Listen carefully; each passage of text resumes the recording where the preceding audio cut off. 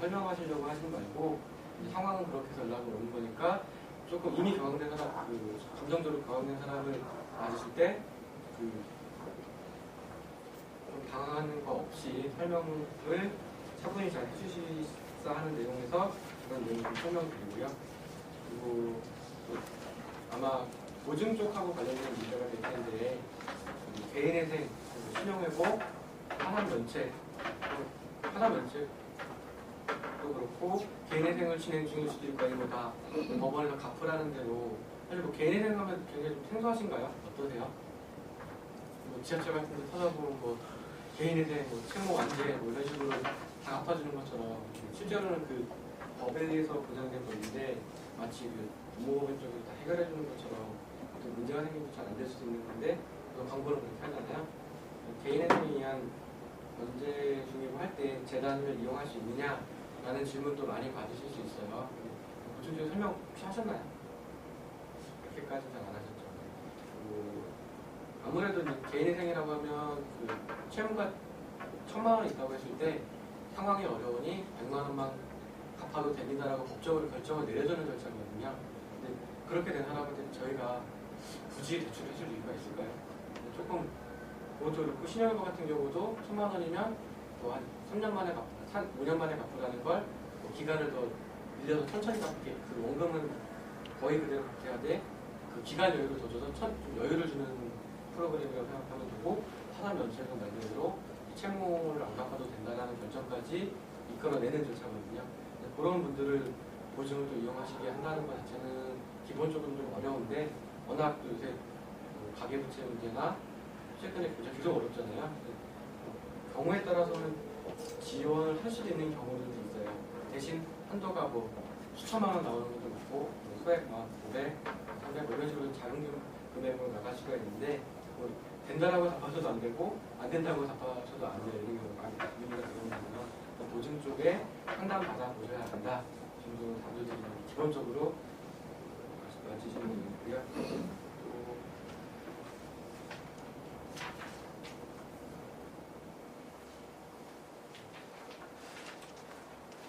파워포인트 기본적인 용어는 좀 설명드리기로 했는데 흐름하고도 좀 관련이 있는 내용이라 흐름 쪽 설명드리면서 부가적으로 좀 더 설명을 드릴게요. 이거를 지금 하나씩 나오게 될 텐데 저희 관리업의 최초 단계는 저희 파워포인트 자료를 수령물에 붙여있는 굳이 쓰실 내용은 아니고요. 보증 사고관리 이쪽 절차가 가장 처음 이루어지는 것이고 말씀드린 대로 은행 쪽에서 연체 이런 게 발생하게 되면 저희들이 통지를 해줘서 알 수 있는 경우가 가장 많아요. 거의 한 70% 이상 정도 될 거예요. 실제 사고 발생하는 내용 중에. 그리고 사고 사유 간단히 적어놨는데 사실은 이거보다 훨씬 더 많아요. 저희 규정상에 나열된 거는 16가지? 지금 가르쳐도 정확하게 못하겠는데 모든 경우를 다 아실 필요까지는 없고 그 모든 경우가 다 발생하는 것도 아니고 빈도도 사실 연체가 거의 70, 80% 이상 차지하고 그 이상은 그렇게 많지는 않아요. 연체는 아까 말씀드렸던 원금 연체, 이자 연체, 원리금 연체 다 포함을 하고 있고 개인회생 신용이고 파산 그리고 신용불량 정보 등재 이런 게 신용하려고 등재 등이 나타나게 되면은 저희가 사고 처리를 해야 되는 상황이 되버리고 이 외에 강자부도라든가 폐업이 확인된다거나 여러 가지 상황이 있을 수가 있습니다. 사고 사유 이런 것들이 있고요. 사고가 발생하게 되면 저희는 어떤 처리를 하느냐? 실제로 지금 여기 나열된 것들이 제가 말씀드린 순서대로 순차적으로 일어난다고 보기엔 조금 어려워요. 여기 큰 이 흐름 자체는 그대로 가는데 이쪽 우측으로 가는 부분들이 꼭 제가 말씀드린 순서대로 나타나진 않지만 바람직한 순서는 이렇게 왼쪽에 이렇게 오른쪽으로 가는 방향으로 가야 맞아요. 재산조사 실제 이제 연체가 되고 했으니 이 사람이 재산이 얼마나 있나 근데 뭐 실제 뭐 금액이 이 사람은 200만 원 했습니다. 1000만 원 이런 식으로 나오는 조사는 아니고요. 저희가 신용조사 때 신용 보증을 하기 위해서 조사를 했을 때 있는 자료를 바탕으로 하고 그리고 이제 저희 같은 경우는 등초본 이런 걸 발급받을 권리가 있어요. 왜냐하면 서울시 출연기관이고 법상 정당한 채권 채무 관계가 있는 사람에 해당이 되기 때문에 초본 이런 걸 발급받기도 하고, 그리고 또 이 이외에 저희가 뭐 고용보험 제도라든가 또 국토해양부로부터 소유 부동산 확인해 볼 수 있는 그런 정보들도 받거든요.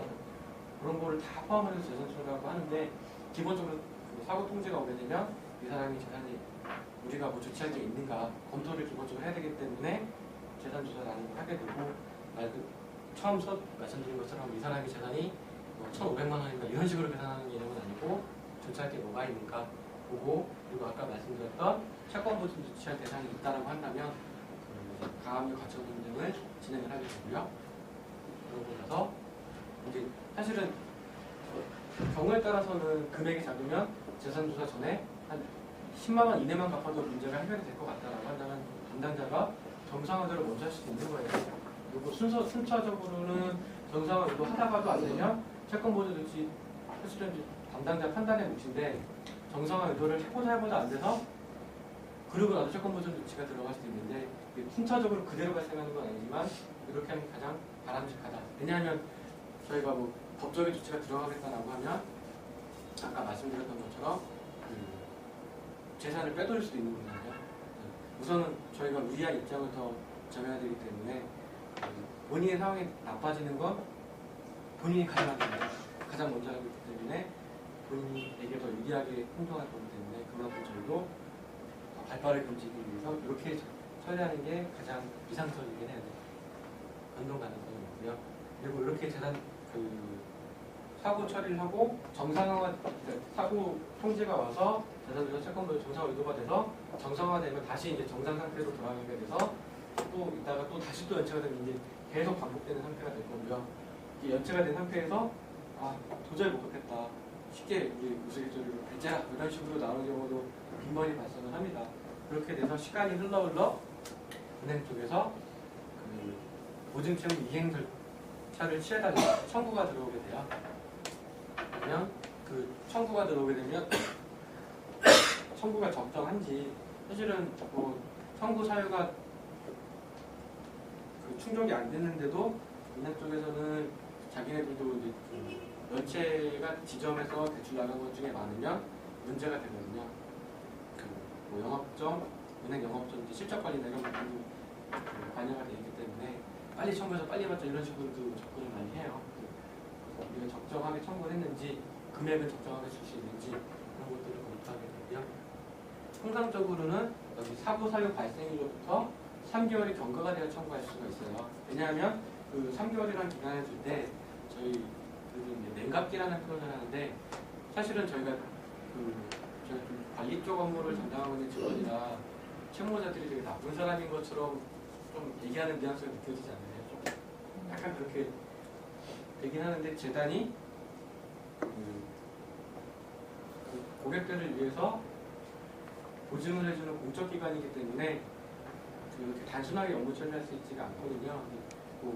실제로 이렇게 사고 처리가 되고 바로 청구가 들어서 바로바로 처리를 하게 되면은 저희도 업무량이 굉장히 많아지는 문제도 있고, 실질적으로는, 그리고 고객들도 연체가 됐다는 걸 인지하고 갚을 여유를 줘야 그만큼 또 정상화 시킬 수 있는 가능성이 생기잖아요. 그래서 그 기한을 통상적으로는 뭐 원금 연체한 날로, 원금 원래 내야 되는 날짜로부터, 이자 내는 날짜로부터 3개월이 경과가 돼야 청구할 수 있게 만들어놨어요.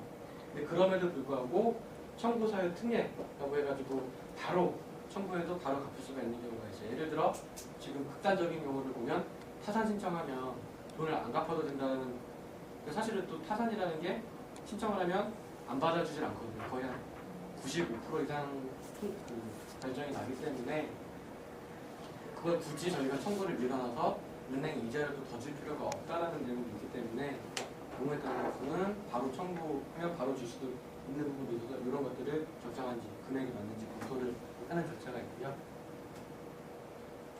이 절차가 이행 심사가 되고, 결과적으로는 이행을 심사하고 나면 전체를 다 갚을지, 아니면 갚지 말아야 된다고 판단할지, 아니면 일부만 갚을지, 금액 어떻게 할지에 따라 결정이 되는데, 통상적으로는 전액 이행이 가장 많고요. 거절이라고 하면은 저희 또 다른 말로는 이행 거절을 면책이라고 해요. 책임을 면한다. 파산 면책에 면책하고 단어 자체는 같은데 저희가 쓰는 의미는 달라요. 면책하게 되는 경우는, 그러니까 거절하는 경우는 두 가지로 나오는데 정말 은행 쪽에서 잘못을 해서 우리가 대신 갚아줄 수가 없습니다 라고 판단해서 못하는 경우가 있고, 아까 여기 위에서 3개월 그 적정 시점에 청구를 할 때 너무 빨리 청구하게 되면 지금 못 주고요. 시점이 도래하면 그때 갚겠습니다라는 의미로 거절할 수 있고요. 그리고 감액이행 같은 경우는 일부 잘못이 있다고 판단할 때, 예를 들어 그 거절이나 감액이행이 나타나는 경우를 예를 들면 이제 저희 쪽에 사고 통지를 해줘야 되는데 그걸 늦게 했어요. 늦게 해줘도 좋은데 그 늦게 해준 그 사이에 그 고객이 자기 앞으로 있던 재산을 다른 사람으로 넘겼어요. 그럼 그만큼 늦게 해준 것만큼 재산은 손해가 정하잖아요. 그런 것 때문에 그 은행 쪽에 그 원천적으로 기책사유 잘못한 부분은 은행 쪽에 있기 때문에 우리가 지급을 못합니다. 내지는 일정 부분만 갚겠습니다라고 판단을 내려서 거절 또는 감액 이행을 결정을 하게 되고요. 그러고 나면 이제 어느 보통은 전액 이행 결정이 많이 나니까 이해 보증금 이행 배입변제가 진행이 되게 되고, 그때는